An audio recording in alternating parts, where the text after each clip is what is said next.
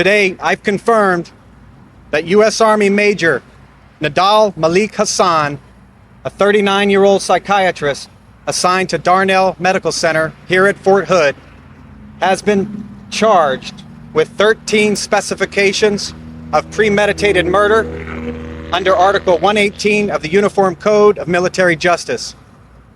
These are initial charges, and additional charges may be preferred in the future, subject to the ongoing criminal investigation.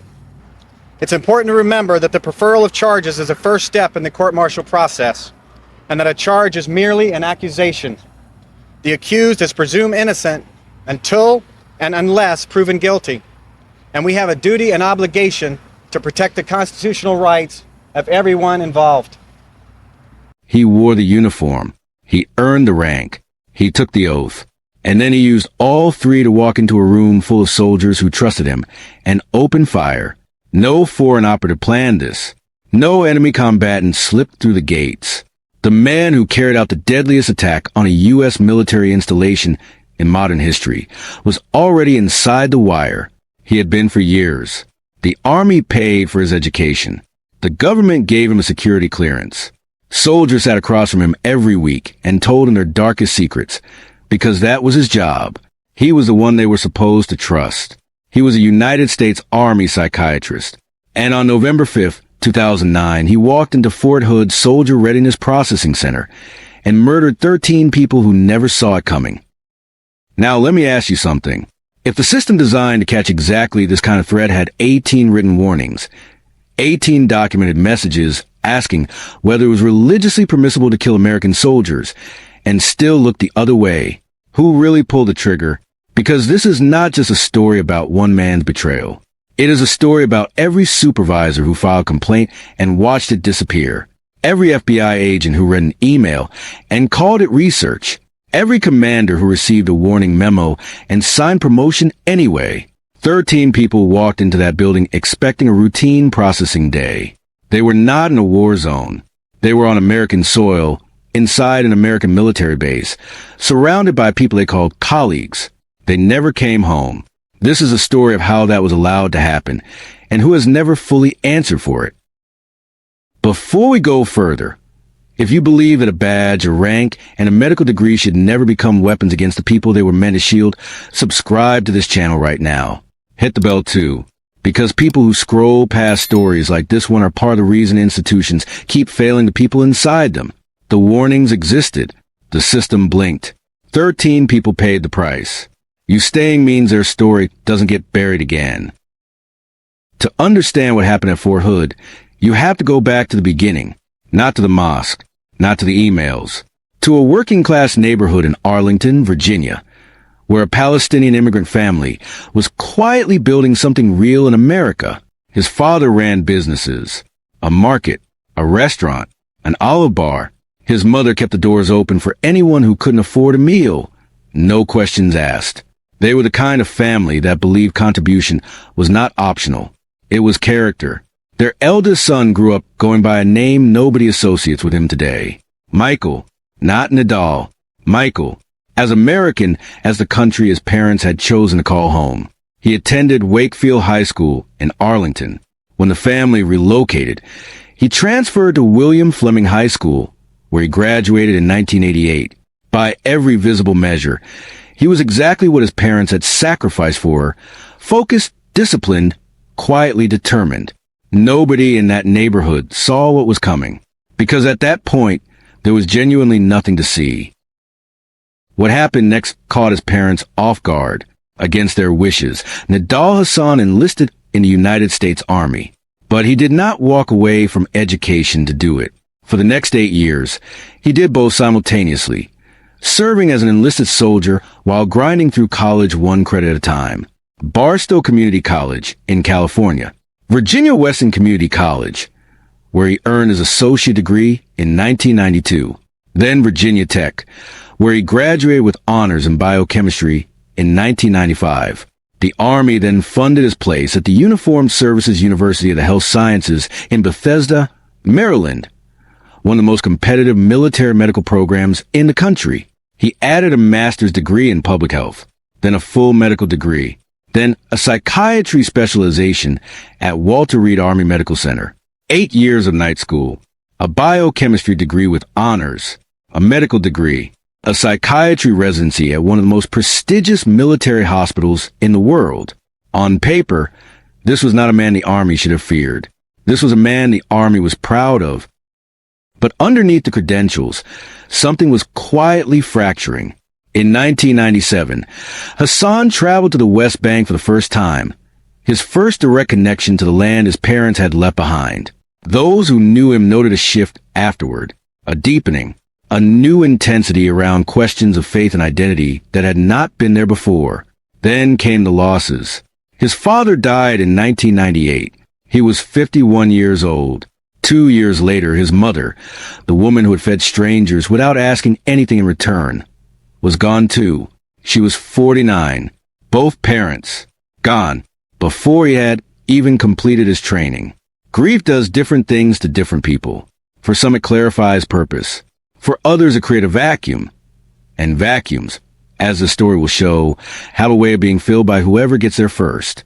Hasan was now alone, highly trained, holding the weight of two cultures inside one uniform. And somewhere in that silence, the fracture that had been forming for years began to widen. Walter Reed Army Medical Center was where Nidal Hasan was supposed to prove himself. Instead, it became the first place the system had every reason to stop him, and chose not to. A standard psychiatry residency runs 4 years. Hasan took 6, but the timeline was the least of the concerns. What filled those 6 years was something his supervisors documented in detail, complained about repeatedly, and ultimately did nothing about. He saw approximately 30 patients over 38 weeks of clinical work. The expected standard was closer to 300. He was not answering emergency on-call lines. He was absent from basic shift duties. On one formally documented occasion, a patient classified as a danger to others was allowed to leave the emergency room without supervision. On his watch, he was also reprimanded multiple times for introducing his personal religious beliefs into clinical sessions, for directing patients, soldiers, veterans, men and women carrying combat trauma, toward Islam during treatment. This was not subtle. It was documented, repeatedly. In May 2007, Dr. Scott Moran, chief of psychiatric residency at Walter Reed, had seen enough. He filed a formal memo to the hospital's credentials committee. It documented poor judgment, lack of professionalism, direct concerns about patient safety. It was not a casual complaint. It was a written, institutional record flagging a man as unfit. That same month, Lieutenant Colonel Ben Phillips graded Hasan's performance as outstanding on his official evaluation. 2 documents, 2 completely opposing conclusions, filed at the same time within the same institution about the same man. 1 month later, Hasan delivered his required senior academic presentation. He did not submit a clinical topic. Instead, he presented 50 slides titled, and this is the actual title, The Quranic Worldview as it relates to Muslims in the U.S. military. He argued that Muslim soldiers should be exempt from deployment to Muslim-majority countries. He listed what he called adverse events that could result if they were not. Among them, targeting fellow soldiers. The instructor interrupted the session. No disciplinary action followed. Think about that for a moment. Has anyone here ever been inside a system where the problem was visible to everyone in the room? Where the paperwork existed, the complaints were filed, the warnings were spoken out loud, and still absolutely nothing was done? Because that is exactly where we are.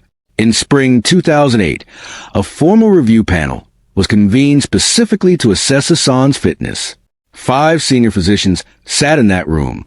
Dr. John Bradley, Dr. Robert Herzano, Dr. Charles Engel, Dr. Carol Debold, and Dr. Scott Moran, the same man who had filed a formal complaint a year earlier. The group discussed whether Hasan's behavior indicated psychosis. Read that again. A panel of 5 doctors inside a military medical institution sat in a room and asked each other whether this man might be experiencing psychosis. Their official conclusion? Insufficient grounds for removal. He was not discharged. He was not reassigned. He was not placed under any form of enhanced monitoring. He was cleared. And then the system did something that to this day is difficult to rationalize.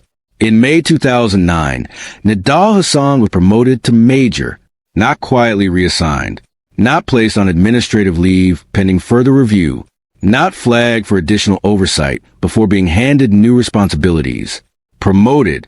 His performance memo, the same file that contained years of documented complaints, missed duties, and a presentation that listed killing fellow soldiers as a potential outcome, was forwarded to his next assignment at Fort Hood, Texas. His new commanders received it. They read it, and they assigned him anyway. Every red flag was on record. Every complaint had been filed through the proper channels. The system did not fail because the information was hidden. It failed because the people responsible for acting on that information decided, at every critical moment, that it was someone else's problem. 13 people who had never read that file, never attended those review panels, and never been given a chance to protect themselves, would pay for that decision with their lives.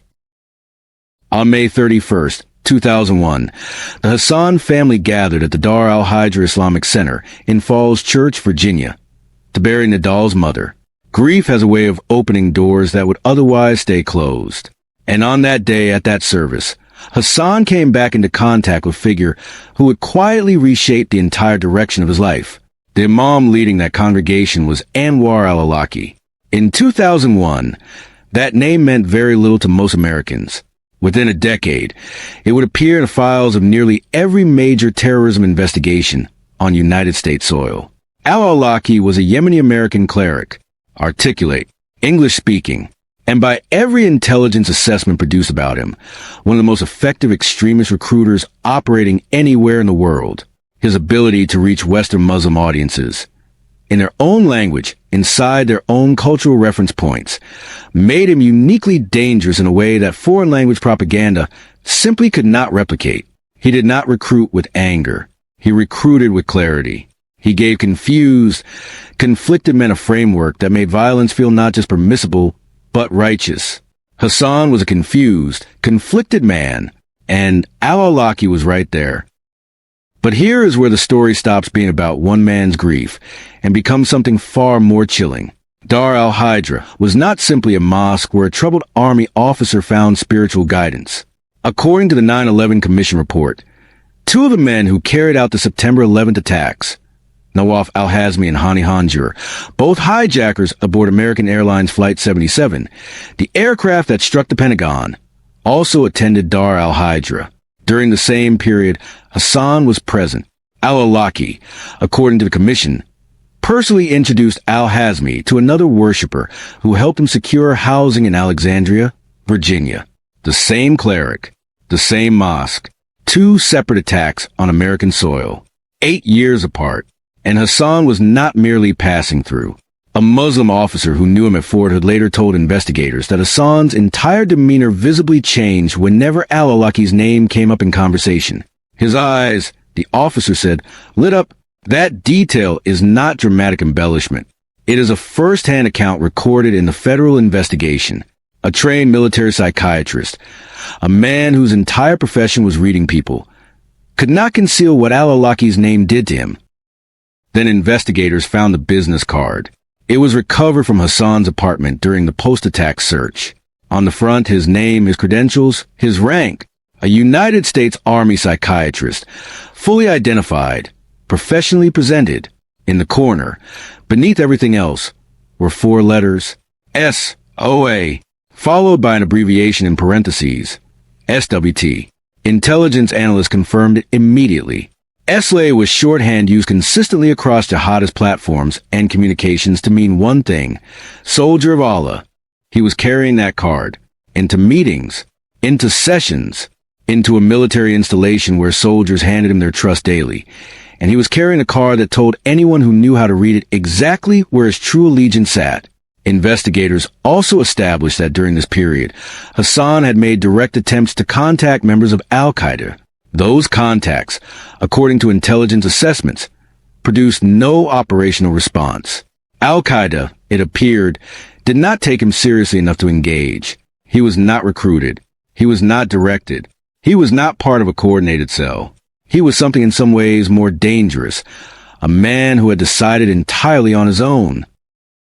In December 2008, Nidal Hasan opened his email and typed the first of what would become 18 messages to Anwar al-Awlaki. He was not hiding.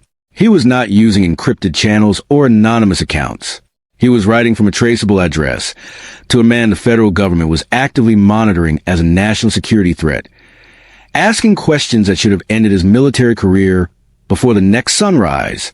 He asked whether it was religiously permissible for a Muslim soldier to take the lives of American military personnel. He expressed admiration for individuals who had carried out suicide attacks. He sought religious guidance on the concept of martyrdom, and he framed himself explicitly in writing as a man caught between two identities, a Muslim and a soldier in an army at war with Muslim nations. He was asking al-Awlaki to help him resolve that conflict. Al-Awlaki responded, and after the attack, he confirmed publicly that Hasan had confided things in those emails he had never shared with anyone else.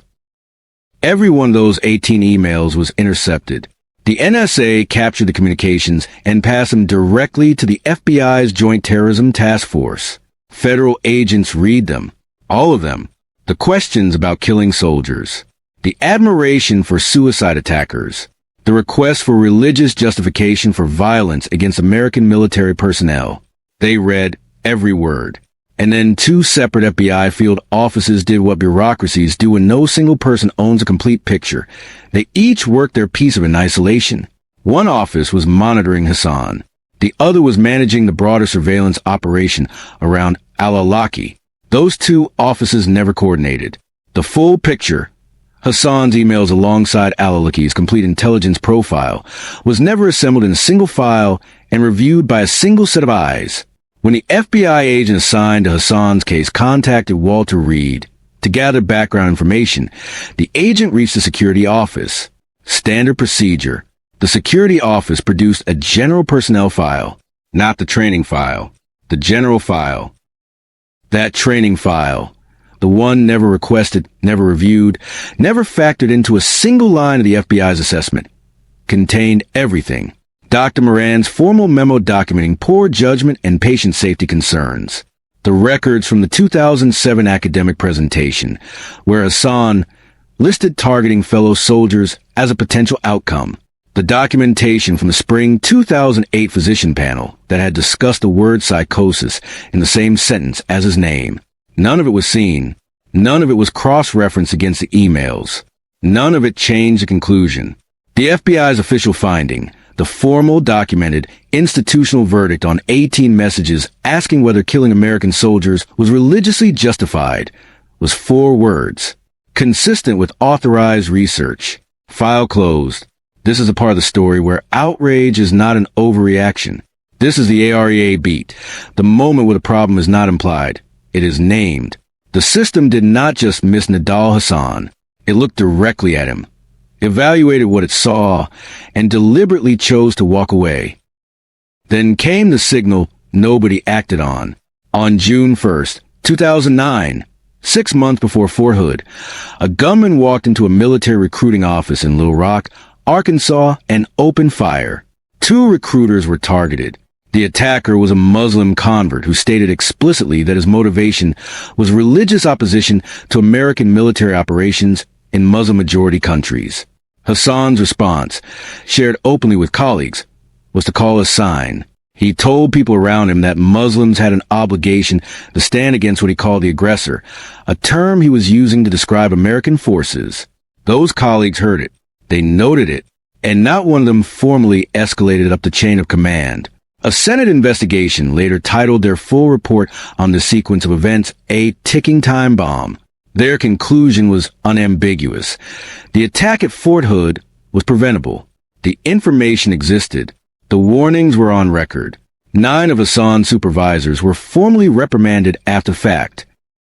By late October 2009, Hasan's deployment orders were confirmed. Afghanistan, the assignment he had spent years engineering every possible excuse to avoid.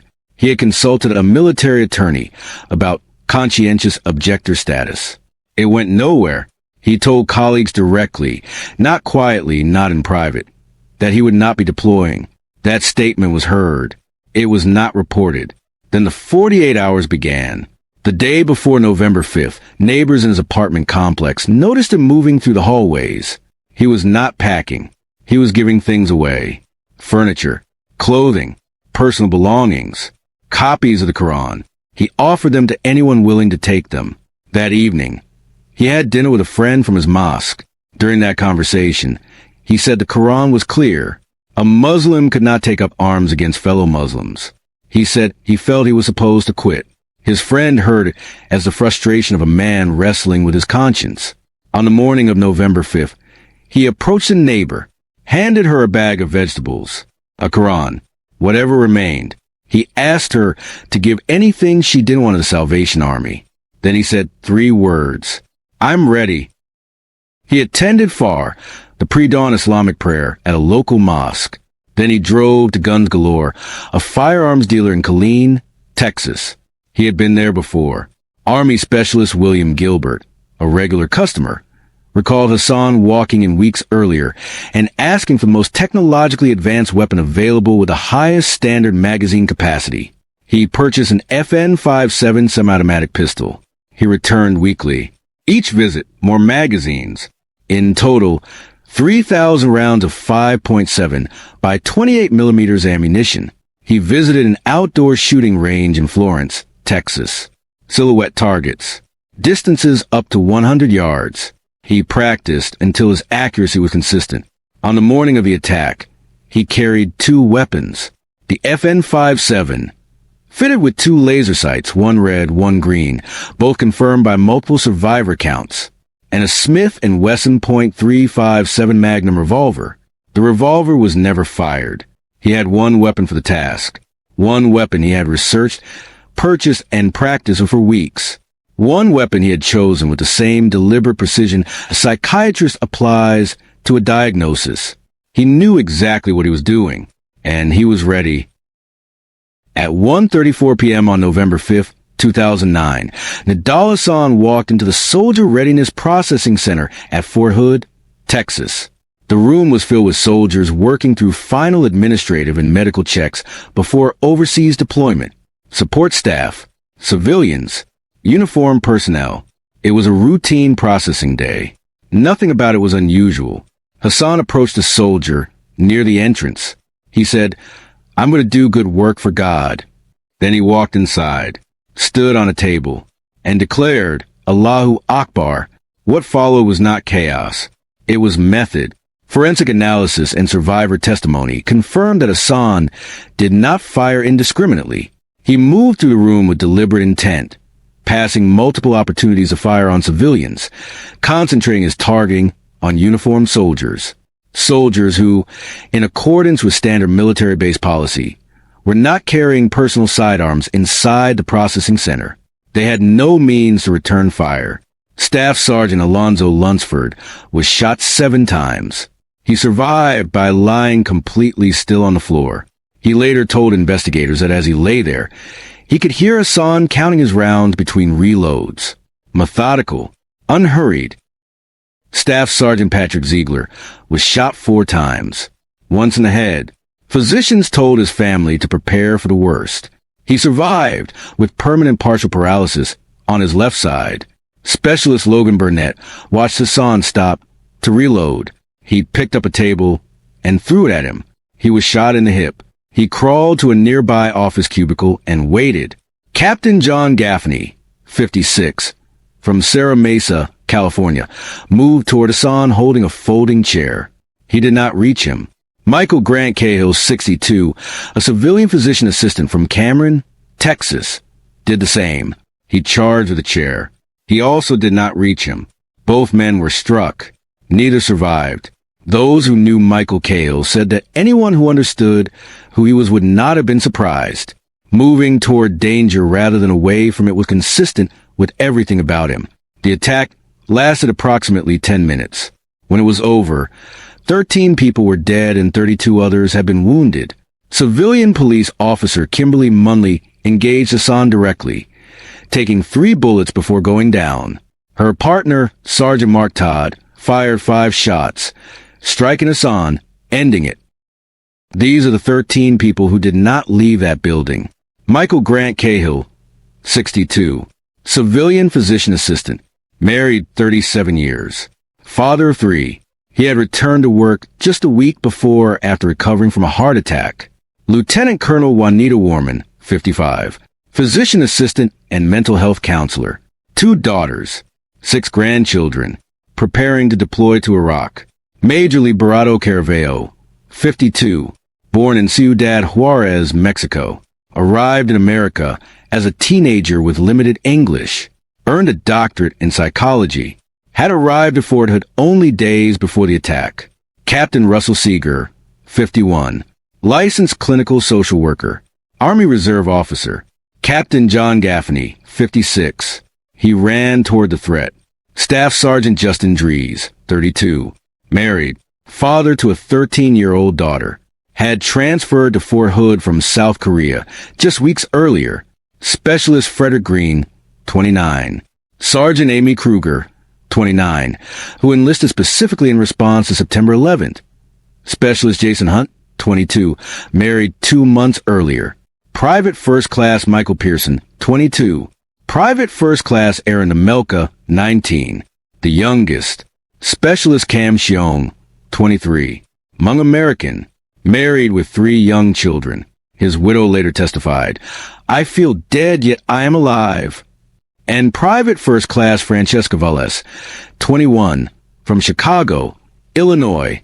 She had returned from a deployment to Iraq 3 days before the attack. She was 3 months pregnant. Her father traveled from Chicago to testify at sentencing. He delivered a statement in Spanish. He told the court that his daughter had survived a war zone and had been taken from him anyway, inside an American military base, by an American military officer. 13 people, each one with a name, each one with people waiting for them to come home. If you have stayed with this story this far, if these names mean something to you, share this video right now. Not for the algorithm, for them. Because the least we can do is make sure the world knows who they were. Nidal Hasan did not go quietly into the legal process. He made sure of that. Following his arrest, Hasan grew a beard, citing religious observance. Military regulations prohibited it. The resulting dispute over whether he could appear in court non-compliant with uniform standards delayed proceedings by over a year. The presiding judge, Colonel Gregory Gross, was eventually replaced. A new trial date was set. The court-martial finally opened on August 6, 2013, nearly 4 years after the attack. Hasan dismissed a civilian attorney and announced he would represent himself. Judge Colonel Tara Osborne warned him directly. The decision was unwise. He would be held to full attorney standards, and the jury sitting across from him would decide whether he lived or died. He proceeded anyway. Under military law, a guilty plea is not permitted in a capital case. So, Hasan did the next closest thing. In his opening statement, he looked at the jury and said, "The evidence will clearly show that I am the shooter." Then he added 4 more words. "I switched sides. I am now a mujahid." What followed was one of the most unusual court-martial proceedings in American military history. Nearly 90 witnesses took the stand over 12 days. Survivors, first responders, investigators, medical examiners, each one delivering testimony that built an overwhelming, documented, forensically verified record of what happened inside that processing center on November 5, 2009. Hasan cross-examined none of them. He called no witnesses of his own. He presented no evidence. He offered no closing argument. His standby defense counsel, Lieutenant Colonel Chris Poppy, filed a formal ethics objection in open court, arguing that assisting a defendant deliberately engineering his own execution was professionally untenable. Judge Osborne denied it. On August 23, 2013, the jury returned a unanimous guilty verdict on all 45 counts. 5 days later, after 7 hours of deliberation across 2 days, they sentenced him to death. He was stripped of his rank, his pay, and every military benefit he had accumulated. During the 4 years he spent awaiting trial, the United States Army had continued paying his salary. The total, approximately $300,000. From death row at Fort Leavenworth, Kansas, nothing changed. In 2014, Hassan wrote a letter to Abu Bakr al-Baghdadi, the leader of ISIS, formally requesting citizenship in the Islamic State. He signed it SOA Soldier of Allah. The same letters from the business card. The same identity he had been carrying long before anyone was paying attention.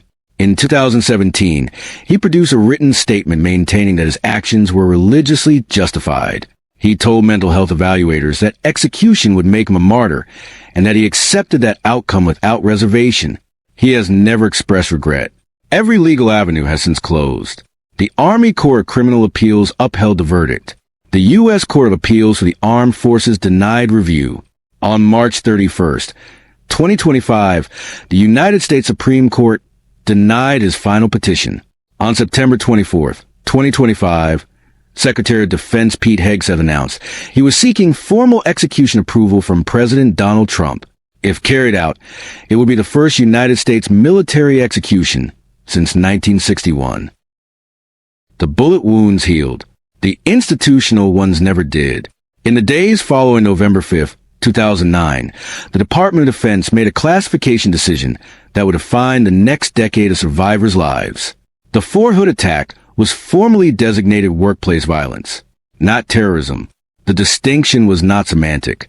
It carried direct, documented legal consequences. Survivors were denied combat-related benefits. Purple Hearts were withheld. Men and women who had been shot inside an American military base by a man who had declared himself a soldier of Allah were told, officially, that their injuries did not qualify as wounds caused by an instrumentality of war, because Hassan's weapon was a privately owned pistol, not Army-issued. Staff Sergeant Sean Manning had been shot 6 times. He was still carrying 2 bullets in his body when he received the formal DoD letter delivering that conclusion. Days after the attack, Army Chief of Staff General George Casey addressed the nation. He said, and this is documented, that it would be a greater tragedy if diversity became a casualty of Fort Hood. For the families of 13 people, that statement landed like a second wound. In November 2011, survivors and families filed a civil lawsuit against the federal government, seeking compensation and a formal terrorism reclassification. It took 4 more years and an act of Congress to move the needle. The 2015 National Defense Authorization Act authorized the Purple Heart for military victims and the Defense of Freedom Medal for civilians. On April 10th, 2015, 5.5 years after the attack, Army Secretary John McHugh formally presented those awards. The terrorism reclassification never came. As of this recording, the Fort Hood attack remains officially classified as workplace violence by the Department of Defense. Survivors like Dr. Kathy Platoni have stated publicly that full justice requires that designation to change. It has not. A 2011 Department of Defense review admitted what the evidence had always indicated. Systemic failures, siloed intelligence, and institutional reluctance to act on documented concerns about a Muslim officer had created the conditions for the attack. 9 supervisors were formally reprimanded. No criminal charges followed. The system that looked away was reviewed, reported on, and partially restructured. But the families of 13 people will tell you plainly, partially is not the same as fixed, and a wound that is never properly treated has a way of staying open. Nidal Hasan wanted one thing from all of this: martyrdom. Instead, he got a wheelchair, a death row cell, and 16 years of watching every legal door close, one by one, without the dramatic exit he planned for himself. So here's the question this case leaves on the table, and we want your answer in the comments. Is 16 years paralyzed on death row, stripped of the martyrdom he craved, consequence enough? Or is the execution that is now one presidential signature away long overdue? Leave your answer below. And if the names of those 13 people stayed with you, if Francesca Velez, Cam Shiong, Michael Cahill, and the others deserve to be remembered beyond this video, share this right now. Subscribe if you believe institutions should never be allowed to bury their failures. Because on this channel, we don't let them.